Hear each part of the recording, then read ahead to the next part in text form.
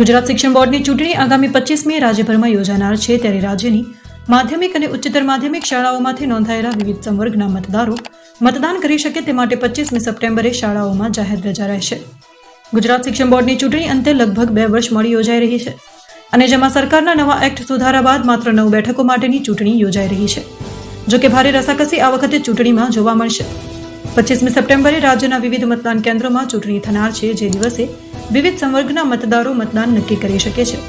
તે માટે બોર્ડ દ્વારા રાજ્યની તમામ માધ્યમિક ઉચ્ચતર માધ્યમિક સ્કૂલોમાં 25મીએ રજા રાખવામાં આવી છે. ગુજરાત શિક્ષણ બોર્ડ દ્વારા તમામ સ્કૂલોને પરિપત્ર કરીને ખાસ એ પણ તાકીદ કરવામાં આવી હતી કે નિવૃત્તિ, રાજીનામું કે અન્ય કોઈ કારણોસર જે તે સંવર્ગનો હોદ્દો મતદાનના દિવસે ન હોય તો મતદાનને પાત્ર ગણાશે નહીં અને મતદાન કરવું બિનઅધિકૃત ગણાશે. જેથી મતદાન માટે મતદાર તરીકેનું નામ નોંધાયેલું હોય તેવું નમૂના ખ મુજબ પ્રમાણપત્ર જે તે સ્કૂલ તરફથી કે વ્યક્તિગત રીતે ફરજિયાત આપવાનું રહેશે.